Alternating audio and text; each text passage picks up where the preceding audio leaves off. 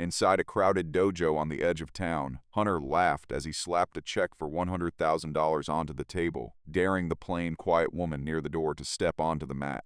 Diana had come looking for her missing younger brother, wanting no fight and no attention. But when Hunter mocked her before the room, ordered the side doors locked, and turned his cruel bet into a public humiliation, everything shifted. No one in that building knew Diana had once been a Navy SEAL officer, a woman who had survived missions Hunter only bragged about. The story opened inside a large dojo on the outskirts of the city, where Hunter stood in the center of the mat performing for a crowd of students, wealthy guests, and sponsors who had come to watch him shine. He was introduced as a famous black belt with shelves of trophies and millions of views online. Yet behind the polished image lived a man who craved control, who enjoyed humiliating poorer students, and who had quietly turned his own dojo into a den of hidden gambling. He had just finished a demonstration match against a young student, and now he laughed at the boy, telling the room that the kid simply did not have the heart of a real man. The crowd cheered for Hunter, and every round of applause convinced him a little further that nobody inside that building could ever stand against him. Mason, the president of the local martial arts federation, sat near the front, preparing to present an award of honor to Hunter's school. He believed this was a place built on discipline and respect, and he had no idea yet how far the place had drifted from those values. Sebastian, the dojo's primary financial backer, sat in a roped-off section of seats, quietly typing messages to his own people about a string of large private bets tied to the evening's events. Grace, a local reporter, had arrived to film a feel-good piece about an inspiring martial arts program, but within minutes she sensed something heavier moving beneath the surface of all that polish. While Hunter kept bragging to his audience, a woman walked through the front doors in a plain jacket, faded jeans, and ordinary shoes, wearing no makeup and carrying nothing that suggested she had ever set foot on a fighting mat. Her name was Diana, and she had not come to cause any trouble. She simply approached the front desk and asked about her younger brother Logan, a former student who had gone silent for several days after joining training sessions at that very dojo. The instant she said his name, a strange hush spread through a few of the students standing nearby. Some of them looked away from her on purpose. Others glanced toward Hunter as if afraid of being caught even acknowledging the question. Hunter noticed Diana immediately and let his contempt show on his face without hesitation. He called her the woman who had wandered into the wrong building, then asked if she even understood that this was a place built for the strong. Diana answered calmly, saying she only wanted to know where Logan had last been seen or whether anyone here could tell her anything useful. Hunter brushed off any responsibility, but the coldness in his voice carried a weight that told Diana, almost instantly, that he was hiding something far larger than simple ignorance. The dojo itself looked impressive from every angle, with banners hanging from the rafters and framed photographs of Hunter posing beside championship belts he had won years earlier. Mirrors lined 2 full walls, reflecting the crowd back at itself, multiplying the noise and the energy until the whole room felt like a stage built only to glorify one man. Folding chairs had been arranged in tidy rows for the guests, while a small table near the entrance held printed programs listing the evening's planned demonstrations, none of which had mentioned anything about a missing student. Security staff stood near each exit, dressed in matching black shirts with the dojo's logo stitched across the chest, watching the room with an attentiveness that seemed less about safety and more about control. A handful of younger students clustered near the back wall, whispering among themselves whenever Hunter's name came up, their body language stiff in a way that did not match the relaxed, celebratory mood the event was supposed to project. Diana noticed all of it within the first few minutes, the way she once noticed terrain before a mission, cataloging exits, cameras, and the subtle tension running through people who were afraid to speak. Diana kept pressing about Logan, explaining that her brother had sent a short, frantic message before he disappeared entirely, a message that sounded nothing like a man simply walking away from his own life. Hunter let out a thin laugh and said Logan was a quitter, a young man who could not handle pressure, who had lost money on a side bet and slunk off out of shame. Diana did not raise her voice or react with any visible anger. Instead, she watched the room the way she had once watched a compound before an operation, tracking eye movement, the position of cameras, the location of exits, and the small hand signals Hunter sent toward his staff without seeming to think about it. One student, a nervous young man named Caleb, opened his mouth as though he wanted to say something important, then closed it again the moment Hunter's eyes cut sharply in his direction. Grace caught the entire exchange and quietly switched on a recorder hidden inside her jacket pocket, sensing this moment mattered more than anything scripted for her segment. Mason asked Hunter directly what had actually happened with Logan, and Hunter offered a smooth explanation, claiming the young man had been a troublemaker who lost a private wager and vanished out of embarrassment rather than face his peers. Diana pushed back gently, saying Logan could be flawed, could make mistakes, but he would never abandon his family without sending word. Hunter mocked her devotion to her brother, suggesting that people like Logan always leaned on a sister to come rescue them from their own failures. A ripple of laughter through parts of the crowd, partly because that had steered them, and partly because Diana looked so unremarkable standing among a room full of fighters in expensive gear. Hunter stepped closer, using his height and his practiced presence to loom over her, expecting the usual flinch he got from nervous opponents. Diana did not step back, did not raise her voice, and did not look away. That stillness unsettled him more than any insult could have, because he was used to watching people shrink, and instead Diana studied him the way someone might study a mission briefing, calm, detached, and entirely unimpressed. Across the room, Sebastian sent Hunter a quiet message, suggesting that the crowd seemed to love this unexpected standoff, and that it might be turned into a profitable spectacle if handled correctly. Hunter's posture shifted the moment he read that message. He announced loudly that if Diana truly believed her brother had been wronged, she could pursue what he called justice by stepping onto the mat herself. Diana refused outright, telling him plainly that she had not come there to fight anyone. Hunter sneered, then pulled a folded check from his jacket, a check made out for $100,000, and slapped it down on the nearest table, declaring that the entire amount would belong to her if she could simply survive 3 minutes against him. The room erupted into noise, and Diana understood immediately that this had stopped being an ordinary dare. It had become a public trap designed to break her dignity in front of every camera in the building. Several phones rose into the air at once, recording the spectacle before anyone had even agreed to anything, and Hunter played to every lens with the ease of a man who had done this routine before. Sebastian leaned forward in his seat, his expression sharpening with interest now that real money sat exposed on the table. Mason shifted uncomfortably, sensing that the tone of the evening had curdled into something far uglier than the award ceremony he had planned to host. Diana glanced once toward the locked side doors, then back toward Hunter, weighing the situation with the same patience she had once used to weigh decisions where lives, not reputations, hung in the balance. Hunter treated the check as a weapon of humiliation rather than an honest wager, telling the crowd that a plain woman like Diana had probably never seen that much money in her entire life. Diana still refused to accept the challenge, asking him a simple question instead. If he truly believed in his own skill, why did he need money to force a woman who clearly did not want to fight? The question landed hard enough that the room fell quiet for a few seconds, and Hunter's pride visibly bristled at being questioned in front of his own audience. He responded by adding a new condition, declaring that if Diana lost, she would have to stand in front of the live stream cameras and apologize for slandering his dojo, admitting publicly that Logan was nothing more than a coward who had run from his responsibilities. This was the moment something shifted inside Diana. She could not allow Hunter to use her brother's name to manufacture a false confession in front of strangers who had no idea what had actually happened. Grace quietly recorded the unfair condition being announced, recognizing exactly how coercive it sounded once spoken aloud. Mason looked increasingly uneasy and wanted to intervene, but Sebastian kept pushing for the match to continue, citing the rapidly climbing number of viewers tuning into the live broadcast.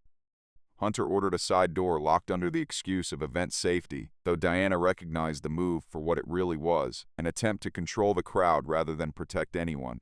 A few older students murmured quietly that Logan had once been pressured into a similarly rigged match months earlier.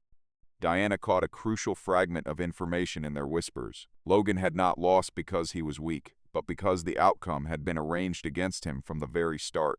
Hunter ordered the mat prepared and told Diana to sign a liability waiver before the match could begin. Diana skimmed the document quickly and noticed several clauses written specifically to shield Hunter from consequences if she were seriously injured.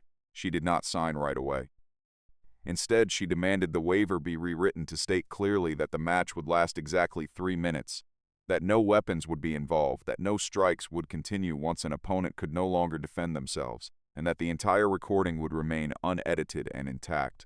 Hunter laughed, assuming her caution meant fear, but Mason began to notice she was not behaving like someone who was panicking. She was calmly establishing legal boundaries, the way a professional sets terms before stepping into anything dangerous. Charlotte, Diana's closest friend, called moments later after receiving an urgent message from her. Diana said little on the phone, only asking Charlotte to come to the dojo and bring old files if she needed them. Hunter overheard part of the call and mocked her again, asking aloud whether she needed to phone a lawyer before getting hit. Diana calmly slipped the phone back into her pocket, removed her outer jacket, and walked toward the mat without a hint of theater in her movements. There was no flexing, no posturing, nothing that resembled the showmanship the room expected. There was only a quiet, unsettling steadiness, the kind carried by someone who had once walked into places far more dangerous than any dojo could ever pretend to be. The overhead lights buzzed faintly as the staff rolled the protective mat into position, and the crowd pressed closer to the edges of the open space, eager not to miss a single moment. Sebastian signaled to a camera operator near the back wall, mouthing instructions that no one else could quite catch, while Grace stood near a support column with her phone angled discreetly toward the mat. Mason took his seat again, arms crossed, his earlier pride in the evening replaced by a tight knot of worry he could not name. Caleb shifted from foot to foot near the rear exit, glancing repeatedly toward the hallway that led to the dojo's private offices, as though something back there weighed heavily on his conscience.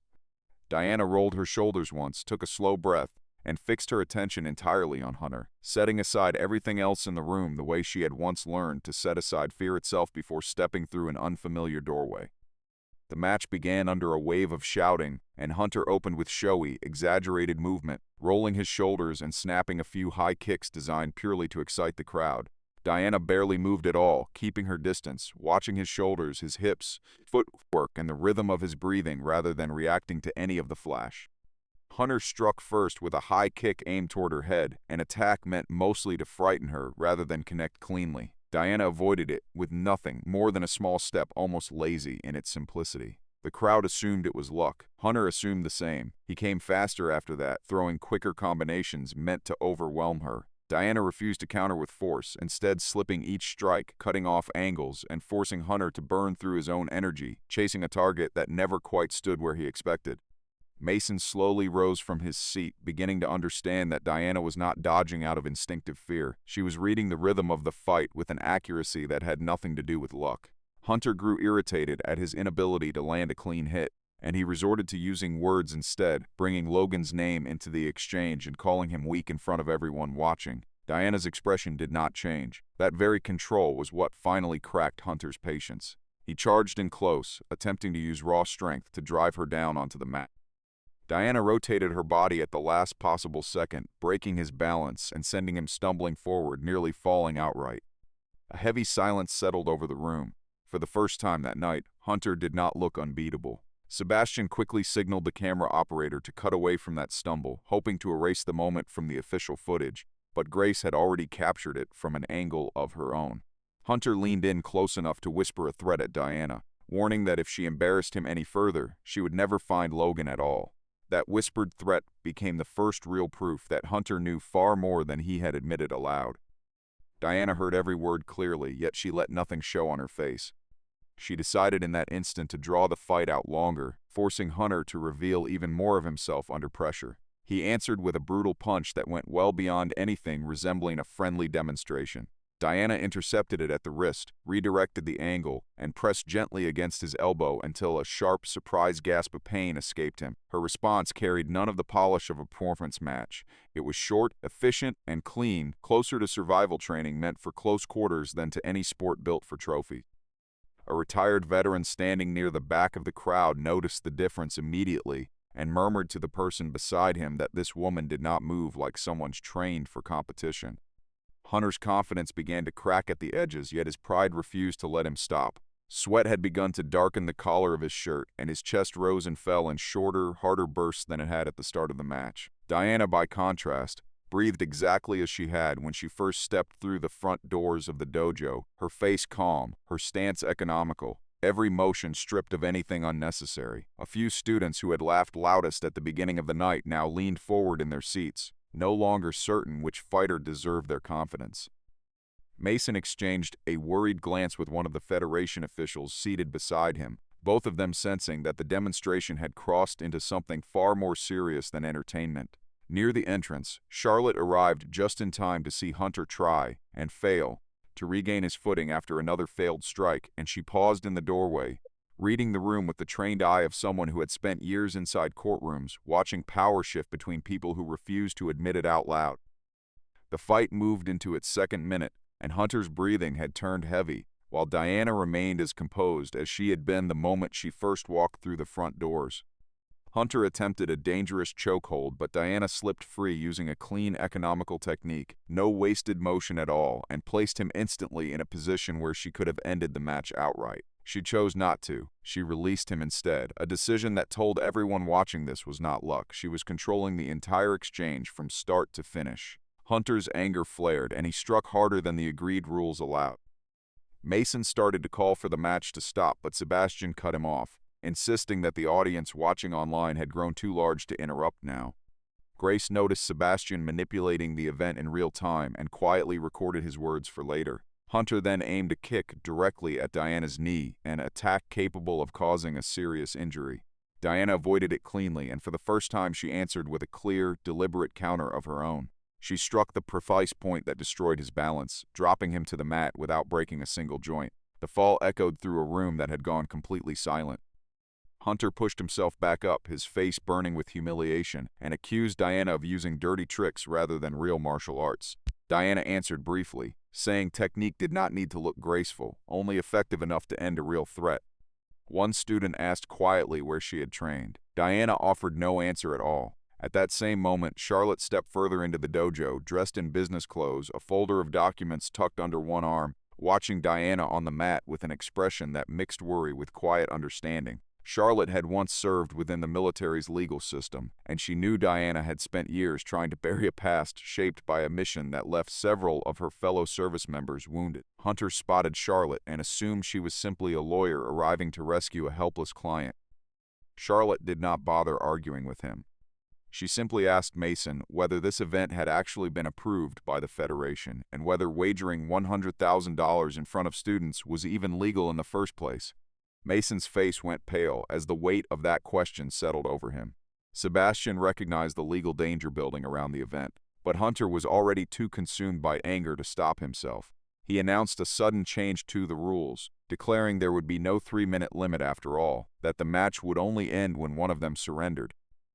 Diana understood immediately that he had just broken his own original terms in front of every camera recording the room. A murmur of disbelief rolled through the crowd, some of them sensing for the first time that the night had spiraled far past anything resembling a fair contest.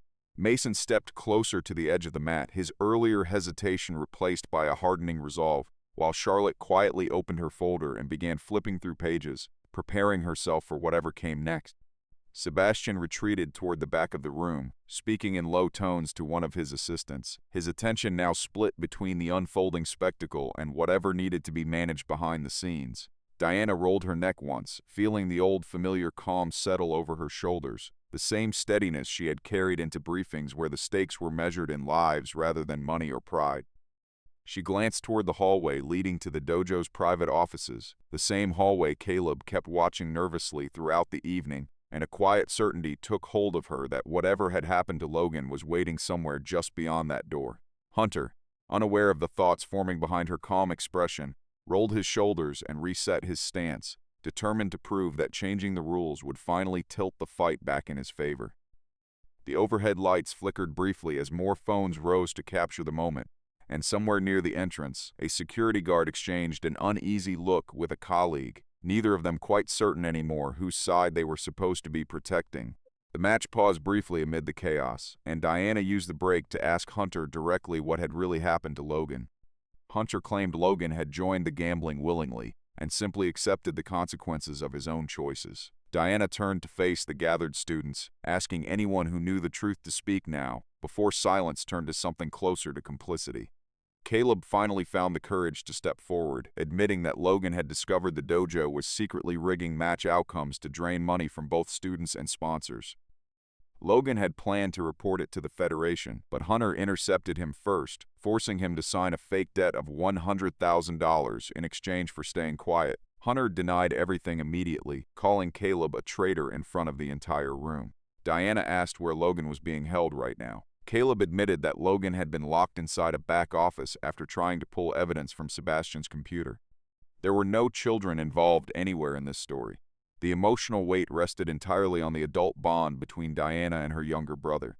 Diana immediately wanted to move toward the back of the building, but Hunter blocked her path, warning that if she left the mat now, she would automatically lose the match and still have to deliver her apology on the live stream. Diana realized he was simply trying to buy time so that Sebastian's people could erase whatever evidence remained on that computer. Charlotte quietly told Grace to preserve every recording they had, since this could now serve as evidence of extortion, unlawful confinement, and an illegal gambling operation running inside a supposedly respectable dojo. Mason demanded that the back office be opened immediately, but Hunter's security staff refused to step aside.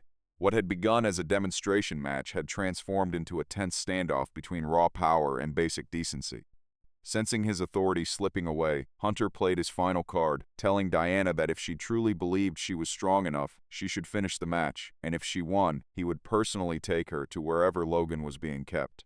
Diana knew the offer made little logical sense, yet she also understood that disabling Hunter completely might be the fastest path toward saving her brother. She turned back toward the mat, and this time her stance carried no hesitation at all. The atmosphere in the room shifted noticeably.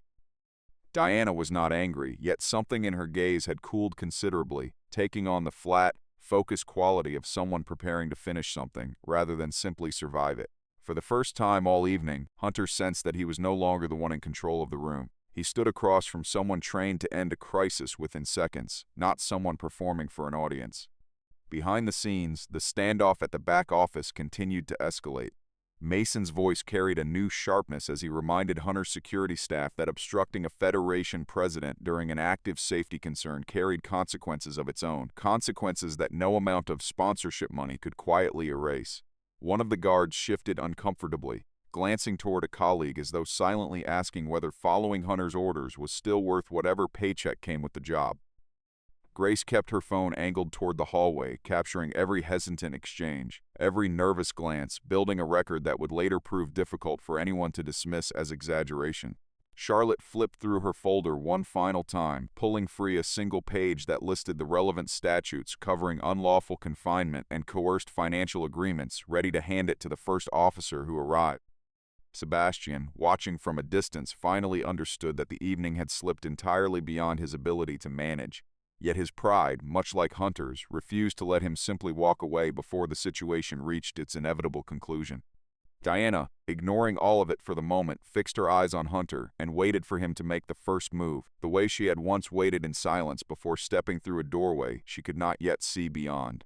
Hunter lunged forward with every ounce of his frustration, abandoning all pretense of performance or showmanship in front of his students. Diana let him strike first, but every blow he threw was redirected, locked, or turned back against his own balance. She refused to use anything brutal, choosing instead the smallest possible response needed to prove the difference between someone fighting for ego and someone trained to handle a genuine crisis. Hunter grabbed at her hair, tugged at her shirt, and struck after the agreed signal to stop, exposing the ugliest part of his character to everyone present. Mason shouted for the match to end immediately, but Hunter waved him off, declaring that this was still his dojo and his rules. Diana finally answered with a short sequence of movements, breaking his wrist grip, locking his shoulder, dropping his center of gravity, and putting him flat on the mat. He rose again, but this time real fear had crept into his expression. Diana leaned close enough for only him to hear and told him quietly that she did not need his money. She needed her brother. Hunter swung one final desperate strike toward her face. Diana slipped it, turned, and locked him into a position that left him completely unable to move without risking serious injury to himself, yet without causing any permanent harm at all. The entire room fell into stunned silence. The man who had placed $100,000 on the table now lay pinned beneath the woman he had called simple only minutes earlier. Sebastian ordered the live stream cut immediately, but Grace had already begun broadcasting from her own separate device. Charlotte stepped forward and announced publicly that Hunter had just violated the original terms of the match, used threatening language, and showed clear signs of concealing a missing person. Hunter screamed that Diana could not possibly be ordinary, that she had to be some kind of hired fighter or mercenary. Charlotte looked toward Mason, then revealed a portion of an official file she had been cleared to disclose. Diana had once served as a Navy SEAL officer, trained for highly specialized missions, and had received commendations for saving fellow service members during an operation overseas. The crowd reacted with visible shock. Diana did not welcome having her secret exposed this way, but she understood it was the only way to silence Hunter's accusations once and for all. Mason realized the most dangerous person in that room was never the one boasting about a black belt. It was the one who carried enough strength to never need to boast about anything at all. Hunter's entire presence collapsed in that instant. Diana stood up slowly and demanded that he take her to Logan immediately. The silence that followed felt almost physical, pressing down on the entire room until even the staff near the exit seemed unsure of what to do with their hands. A few students who had laughed loudest at the start of the evening now stared at the floor, embarrassed by how easily they had cheered for cruelty without questioning it. One older woman near the back row pressed a hand to her mouth, visibly moved by what she had just witnessed, while a teenager beside her quietly deleted a recording he had made earlier mocking Diana's plain clothing. Mason walked toward the center of the mat, his earlier ceremonial plans for the evening completely forgotten, and addressed the crowd directly, telling them that whatever happened next would be handled properly with full transparency and without any further interference from anyone connected to Hunter's inner circle. Grace kept her phone steady, narrating quietly under her breath, for the benefit of viewers who had stayed through the entire unexpected turn of events, careful not to editorialize beyond simply describing what was visibly happening in the room. Sebastian attempted to slip toward a side exit, smoothing his jacket as though nothing unusual had occurred, but two security guards who had clearly reconsidered their loyalties that evening stepped quietly into his path without a single word exchanged between them. Charlotte gathered her folder under one arm and moved toward Mason, ready to outline exactly which authorities needed to be contacted first, and in what order, to ensure nothing convenient could be quietly erased before help arrived.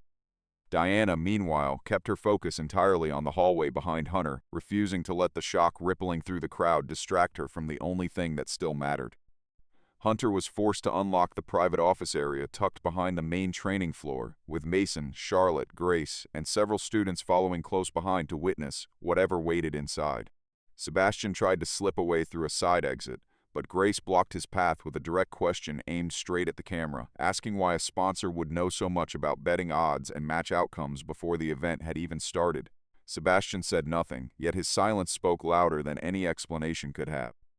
Diana moved through the narrow hallway, noticing cameras that had been deliberately switched off, file cabinets locked tight, and a small storage room that showed clear signs of having been used to hold someone against their will. Inside that room they found Logan, exhausted, carrying minor injuries, but fully conscious and alert. Logan was not a frightened child. He was a grown man who had tried to do the right thing, only to be threatened with fake debt, forged paperwork, and the destruction of his own reputation by Hunter and Sebastian. Diana did not collapse into prolonged tears or dramatic relief.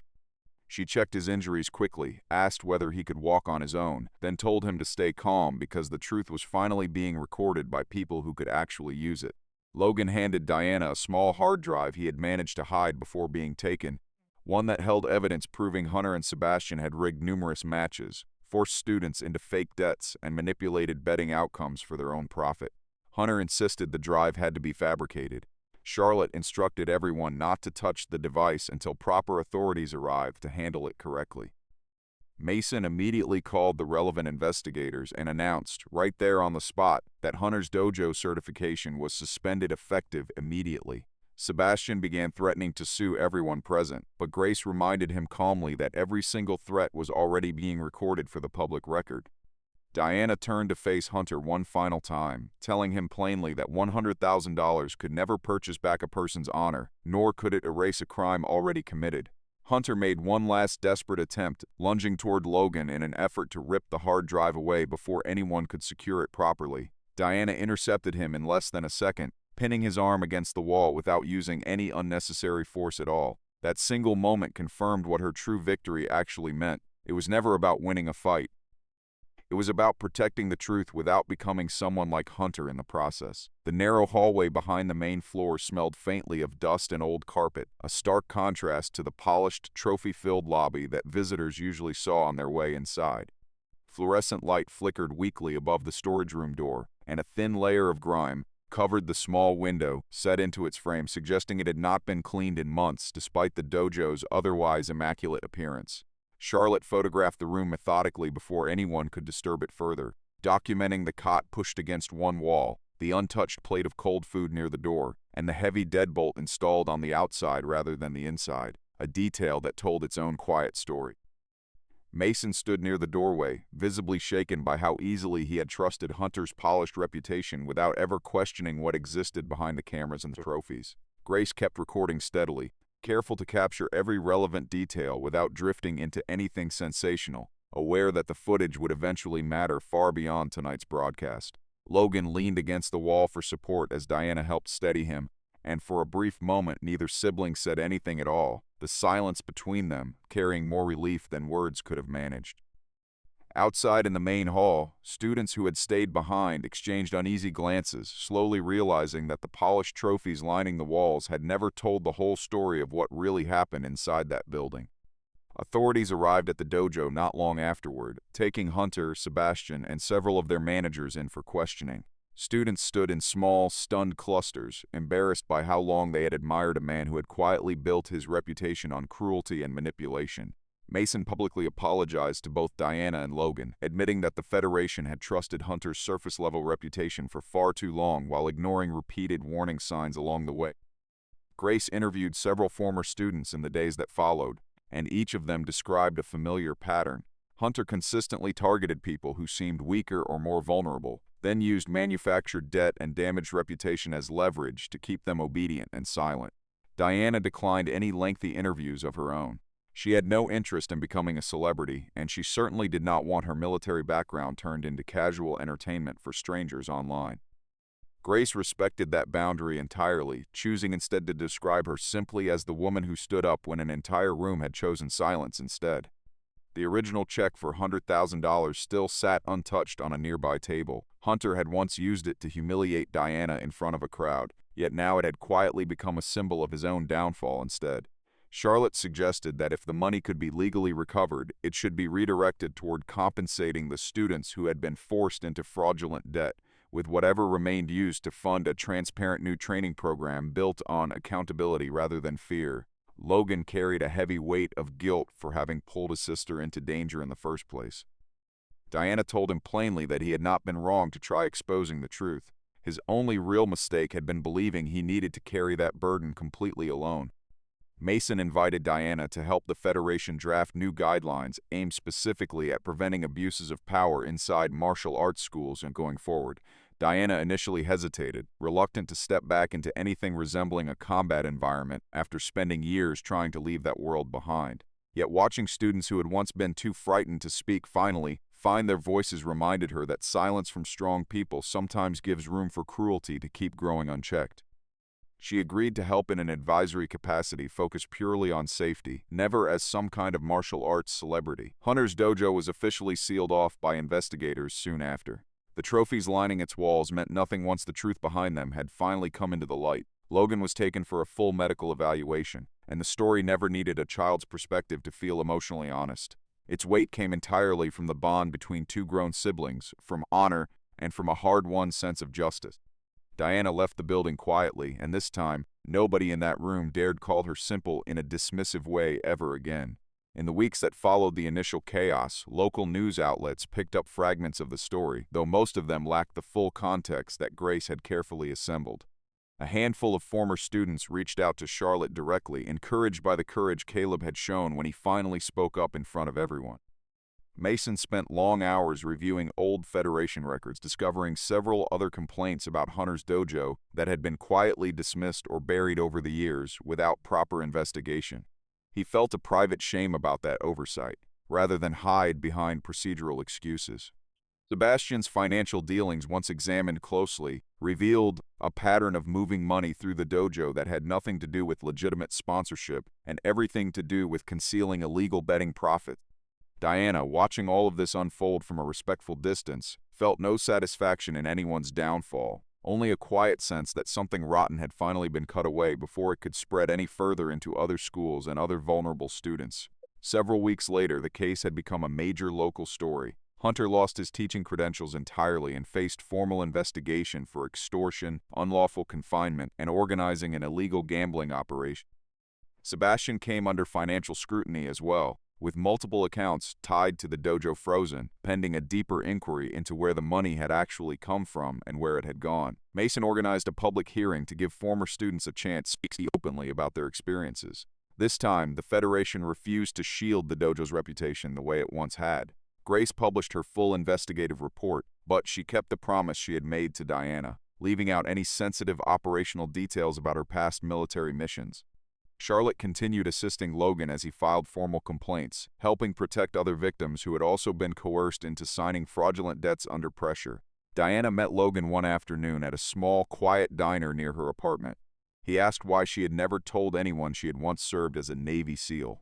Diana answered simply that a title never made a person more right than they already were. Only actions accomplished that. Logan finally understood that his sister had not hidden her past out of shame, but because she had no desire to keep living permanently inside a war that had already ended for her. Mason later invited Diana to attend the opening of a new self-defense program designed for adults at a local community center. She arrived without a uniform, without medals, and without any interest in standing on a stage like some kind of returning hero. She simply taught the very first lesson herself, focusing on how to avoid unnecessary conflict, how to stay calm under pressure, and how to recognize someone using power to manipulate another person. A student in the room asked her what the strongest technique actually was. Diana answered that the strongest technique was knowing exactly when fighting was not necessary at all. That answer stood in complete contrast to everything Hunter had once believed about strength. Hunter had always assumed power meant making other people afraid. Diana proved through her own quiet example that real strength meant being able to end violence while still holding on to basic human dignity. Logan slowly began rebuilding his life, helping Mason inspect other dojos around the region to prevent similar patterns of abuse from ever taking root again. Diana, in turn, found a new kind of peace, not by forgetting what she had survived, but by learning to use that experience exactly when it was needed, and never a moment before. The community center sat at the edge of a quiet residential street, far removed from the polished banners and trophy cases that had once dominated Hunter's dojo. Sunlight came through tall windows in soft, even bands, falling across a simple training mat that had nothing to prove to anyone watching. Parents and working adults filled the first session, many of them admitting openly that they had never felt safe enough in a traditional gym to ask basic questions about protecting themselves. Diana moved among them patiently, correcting a stance here, adjusting a grip there, never raising her voice or making anyone feel small for not already knowing the answer. Mason watched from a folding chair near the back, quietly grateful that something constructive had managed to grow out of such a painful chapter for the local martial arts community. Caleb showed up as well, no longer the nervous young man who had once stayed silent out of fear, now volunteering to help newer students feel welcome from their very first day. Even Grace stopped by briefly between assignments, not to film anything for a story this time, but simply to watch a room finally built around trust instead of intimidation. The story reached its final turn during a small press gathering held at the community center. Mason announced that a new fund had been created, built from recovered assets and legally reclaimed money tied to Hunter's old dojo. The purpose of this fund was never to produce flashy, boastful fighters. It existed instead to help people who had been bullied, abused within training environments, or who simply needed a safe place to learn how to protect themselves for the very first time. The original check for $100,000 came up again during the gathering, mentioned as clear evidence of the arrogance that had ultimately destroyed Hunter's career and reputation. Diana refused to keep any of that money for herself. She insisted the entire amount be directed into the new Victim Support Fund instead. Grace asked Diana whether she regretted having her identity as a former Navy SEAL exposed to the public the way it had been. Diana said she felt no regret about saving Logan, but she hoped people would understand that nobody needed a special title to deserve basic respect and dignity. Logan stood beside his sister, no longer carrying the hunched, defeated posture he had shown the day they found him locked in that back office. He spoke openly to the small crowd, apologizing to former students who had been pulled into the dojo's gambling scheme because of his own earlier silence. Caleb spoke as well, admitting candidly that fear had once kept him quiet, but that Diana had shown him silence never truly protected anyone for very long. Charlotte announced that the gathered evidence was strong enough for the case to move forward properly, giving many victims a genuine chance to finally seek justice. Mason unveiled a new sign hanging inside the community center, reading simply that discipline existed to protect those who could not protect themselves, never to dominate anyone weaker. Diana looked at that sign for a long moment without saying a single word, though something in her expression noticeably softened. In the closing scene, the space that once echoed with Hunter's boastful shouting had been replaced by a calmer, quieter room, where students bowed to one another with genuine mutual respect instead of forced ceremony. Diana stepped outside as the afternoon light began to fade into evening. Logan asked whether she planned on teaching there for a long time. Diana smiled faintly and said she did not know for certain, but if this place kept even one person from suffering what Logan had gone through, she would always come back whenever she was needed. The story closed on the simple image of Diana walking away in the same plain clothing she had worn at the very beginning, except now everyone watching understood that her plainness had never once been weakness. Hunter had wagered $100,000 trying to prove she was beneath him. In the end, he lost his money, his reputation, and his entire dojo, while Diana walked away holding on to the only things that had ever truly mattered: her composure, her honor, and the justice she had fought quietly to protect. The final lesson lingered behind her, unspoken yet unmistakable, that nobody should ever judge a person by their outward appearance, because the quietest person standing in any room might just be someone who survived battles that the proudest, loudest voice could never begin to understand. Months later, the community center had grown into something larger than anyone initially expected, with new classes added for people who had never once considered themselves capable of standing up for their own safety. Mason often stopped by on quiet afternoons, watching the steady progress of students who had walked through the doors nervous and uncertain, only to leave each session a little steadier than before. Logan eventually took on a small teaching role of his own, helping newcomers understand the basics of self-protection while sharing, when asked, the simple truth that courage sometimes meant admitting fear out loud rather than hiding it. Caleb became something of a quiet anchor for newer students, often the first to greet them and the last to leave once the lights dimmed for the evening. Charlotte visited occasionally as well, no longer carrying a folder full of urgent legal documents, but simply checking in on people whose lives had been rebuilt from the wreckage of that single chaotic night. Diana never sought recognition for any of it, content instead to watch quietly from the edge of the mat as people who once felt powerless slowly discovered they were capable of far more than they had ever believed. If you want to know whether Diana won through raw strength or a hidden truth, stay until the last word.